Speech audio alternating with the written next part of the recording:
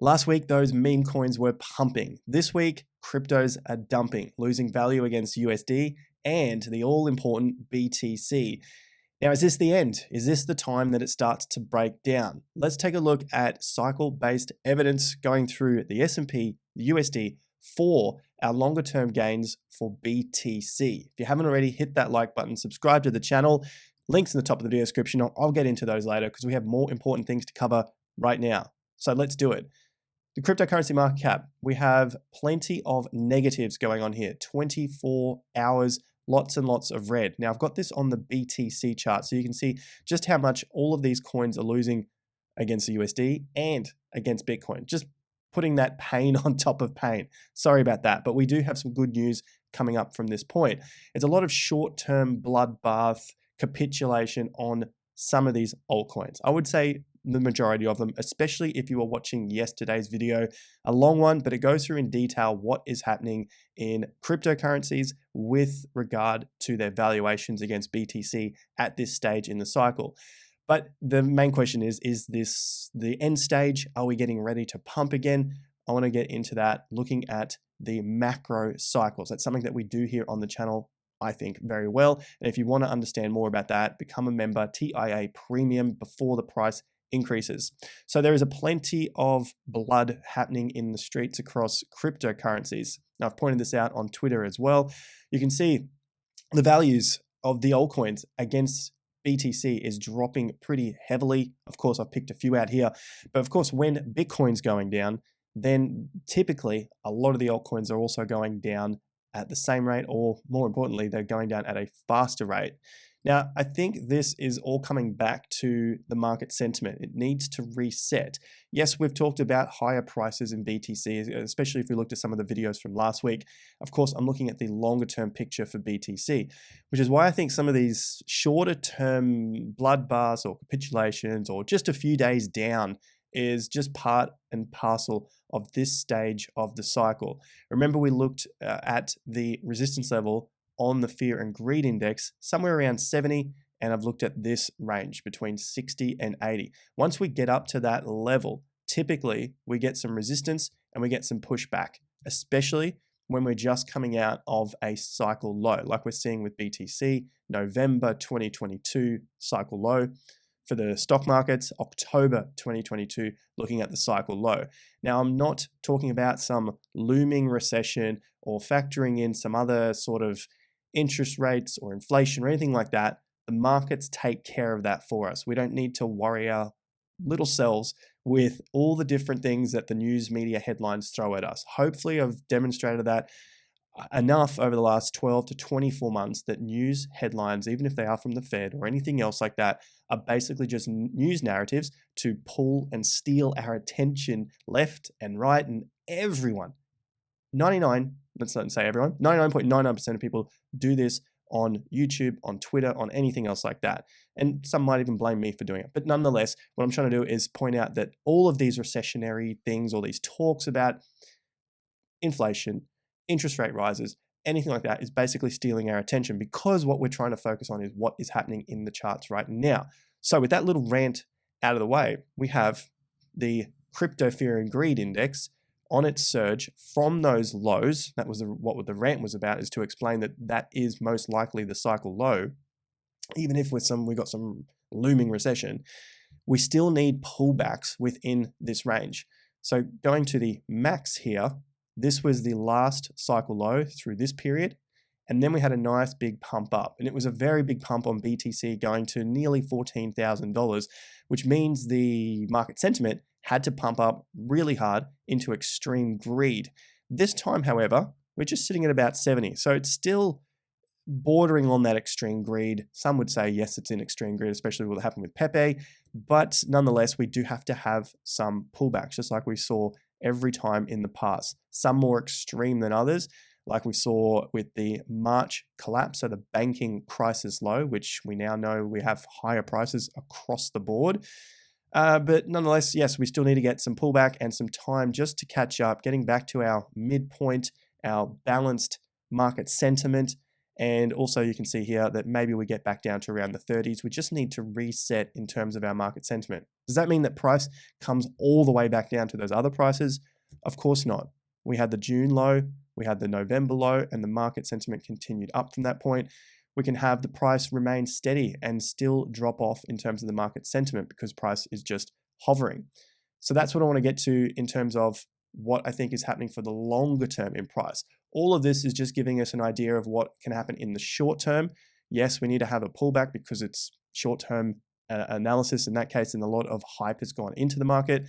But longer term, now we're going to take a bigger, longer-term view on the USD and the S&P to give us that cycle analysis so that we can then throw it into BTC. So this is a chart of the US dollar and the S&P. So stick with me, even if you only want to know about Bitcoin and cryptocurrencies, this is going to be vitally important for what's coming up for BTC, which builds into our real estate and economic cycle, our 18.6 to 20-ish year real estate and economic cycle. What I've got on the chart, the orange is the SP 500 over the course of the last, back to the 60s, let's do the maths, 60 odd years. And then the candle chart here is of the US dollar. So we're just looking at broad macro trends in the USD.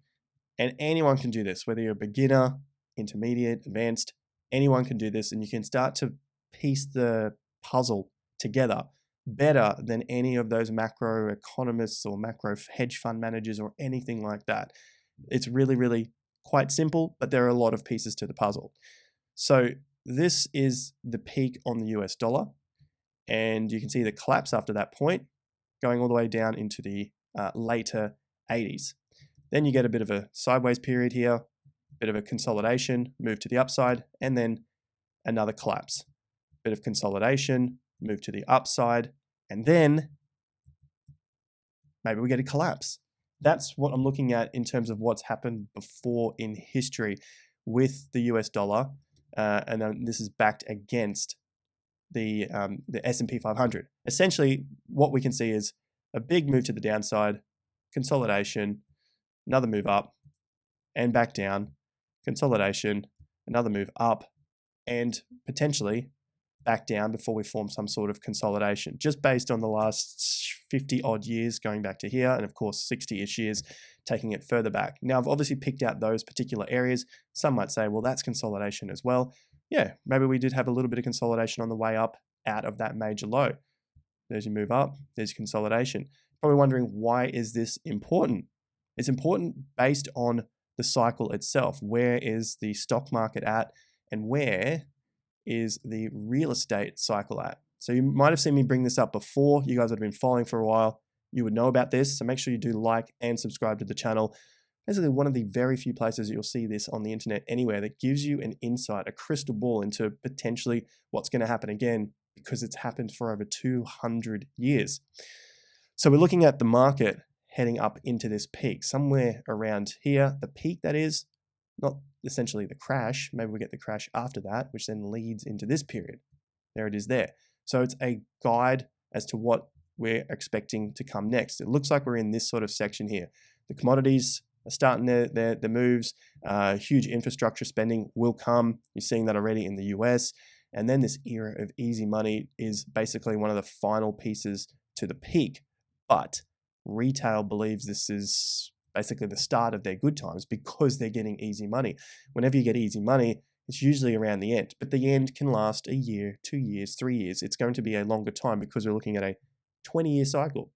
In the scheme of things, if it's 2 years of easy money, that's only 10% of the entire cycle. So it might seem like a long time for the everyday person, but in terms of the cycle, it really doesn't last that long.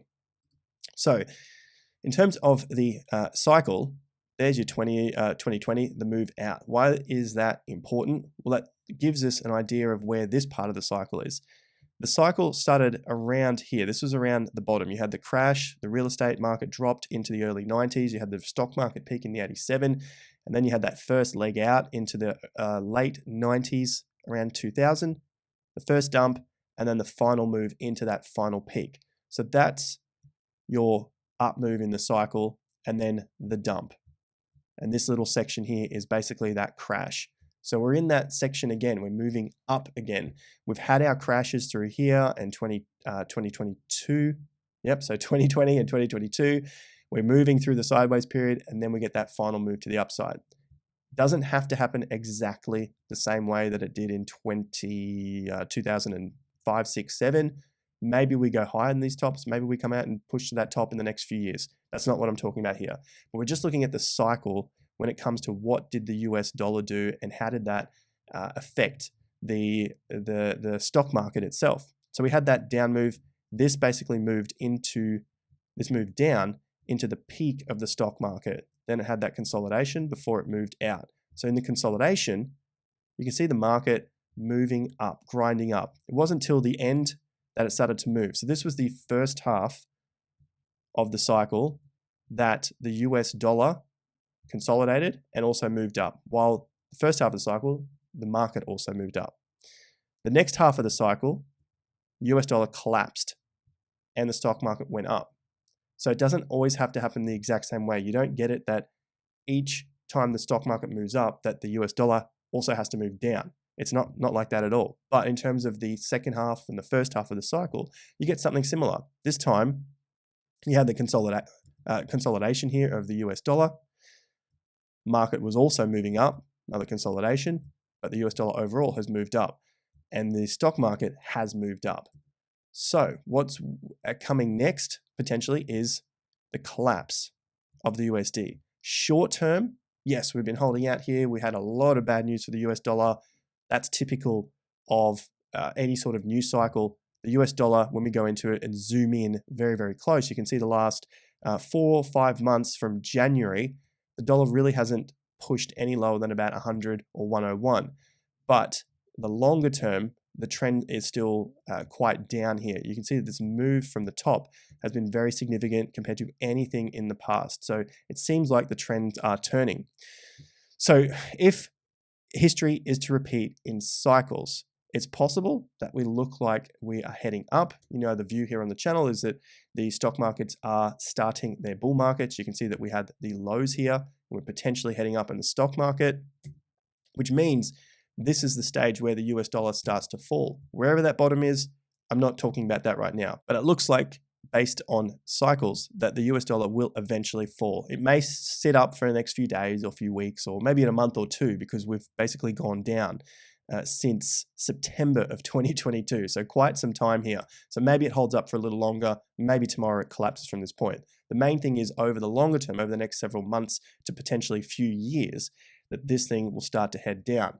So now we get on to BTC.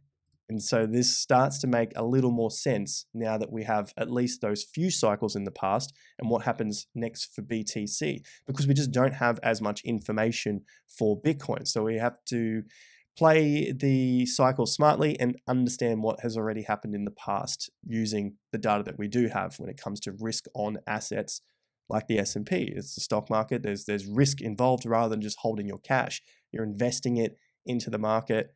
And so therefore you're taking risk that whatever you buy has the potential to go up, but also has the potential to go down, unlike cash, where you basically hold your cash and you're subject to inflation, which we know at the moment is reasonably high.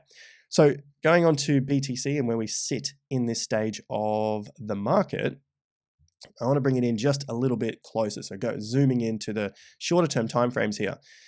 You can see for Bitcoin that against the US dollar, of course, you can see that we had this pretty significant low, the COVID collapse.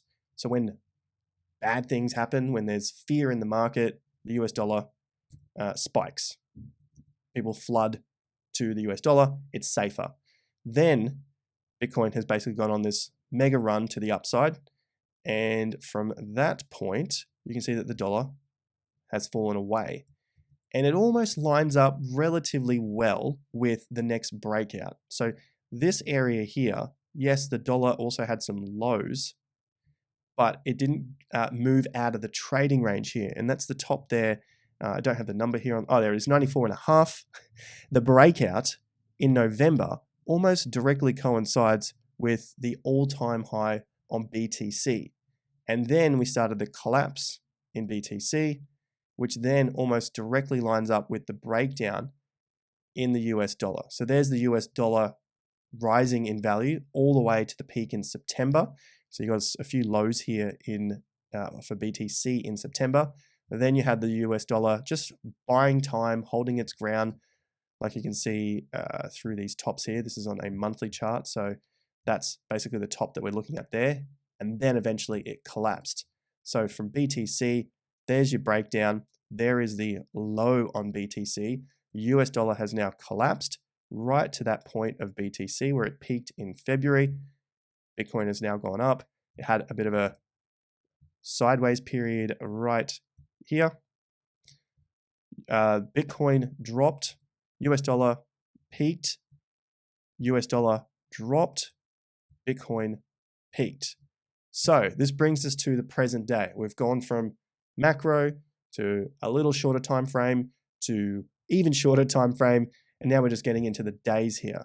So that's what we were talking about at the beginning of the video with cryptos coming down, a lot of red here. This is sort of the short-term stuff. This is the stuff that we all feel on YouTube and retail, and if you're just in the market buying Peppy, wherever that shitcoin is, they're all scams at the end of the day. You're here to make money, of course. Don't marry those coins. The short-term stuff feels painful, especially with Bitcoin just yesterday going down 2.75% from open to close. But in the longer grand scheme of things, if we go back to this major cycle here where we're looking at the S&P going up based on 50 to 60 years of data here, and in the second half of the real estate cycle, we often see USD fall, then we're likely, no guarantees of course, but we're likely to see the US dollar fall, which potentially could mean in the longer term, if we see, here it is, US dollar continue to fall, could potentially continue to push BTC up. So in the shorter term, yes, there's going to be some pain. In the longer term, based on those cycles, it's very possible that Bitcoin does start to move a little faster, a little harder to that upside once we get over whatever is going on in the US dollar right here. If it holds up for a bit longer, so this is the orange chart, then there's going to be some further pain to the downside. But overall, this is very much in that cycle of a downtrend for the USD, which just means we've got to wait it out and wait out the pain for Bitcoin until it starts to move back up to that upside. Now, if you're finding value from this, be sure to hit that like and subscribe. This is the macro cycle analysis stuff that we go through in further detail with our members at TIA Premium. The links to this in the top of the video description. But if you just want to get onto the email list, check out this, tiacrypto.com/subscribe. Our free newsletter comes out once every 2 weeks, and I believe this is the week. It'll be out tomorrow in about 24 hours time. So get on board with that so you can stay up to date with everything from real estate to cryptos to stocks. This is the stuff that you don't see elsewhere because most don't bring in the real estate cycle. So in terms of the short term, the next question which usually comes up is, well, if Bitcoin's going down, how much further can it go down? Can it collapse? I've pointed out many times before that I doubt that this low for BTC will get taken out. This 19,500. The news was just so extreme at that time and the market bounced so cleanly from that low. That's my very strong belief that this is not going to get taken out. In terms of the analysis, obviously that's my belief based on my analysis. I've seen this so many times before where you have extreme news. This was the FTX collapse. That is extreme news in anyone's book. FTX collapse, market went sideways. It didn't go any further than that. And this was one of the smallest moves to the downside, anything that Bitcoin had seen all the way down. Market goes sideways and then bursts out of that. That is telling you that the low is likely, very highly likely. The probabilities are on your side that the low is in. So I use that same analysis here at this low. That was extreme news. You can see from the NASDAQ as well. That was back in March. The market barely went down. Extreme news and then pushed to higher prices. Now you can see the NASDAQ from the cycle low is up 27%. And just in the last few hours, yesterday's trading day, it put in a new closing price, new highest closing price for 2023. That sort of stuff normally doesn't happen if you have massive recessions coming, anything looming, sticky inflation, any sort of bearishness. that the media continues to throw our way and people continue to believe and feel. That shouldn't be happening if we are going to get these sort of recessions. You should see the chart start to form lower highs and lower highs and lower highs and eventually start to collapse. You shouldn't see the price putting in higher lows and pushing to higher prices. That's a sign of a bull market. So we don't want to get too confused with the news headlines and what's actually going on in the charts.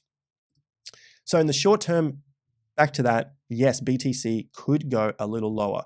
One of my major lines in the sand for this shorter term move is 26,500, which is the low here from the 27th of March. So that's a really key point here for the market to continue to hold. Ideally, we want to see this get back above 29,000 in the next couple of days, as we've had a bit of a push down over the last few days, over the weekend. So that's in the short term is where you want to see BTC to continue to recover. For that to happen, maybe the US dollar will start to test 100 again, 100.8, and push to new lows. If it does start to push to those new lows, probably going to see Bitcoin break 31 and then go and test those levels in the mid 30,000s, which brings it back to this level in May of 2022, 12 months ago, before the Luna and UST collapse. So it's starting to make its way back to higher prices. So this was a massive update video for the cycle itself. This is the real estate cycle. This is BTC. This is looking at the stock markets. It's what I think is going to happen over the next few months to years. Shorter term, much more difficult to identify, but there are the lines in the sand for the pivot points in the short term. So if you did get some value, hit that like, subscribe to the channel, share it with a friend so they get an understanding of the broad macro picture throughout all of the markets. And this happens for the US, for Australia, Europe, UK, you name it.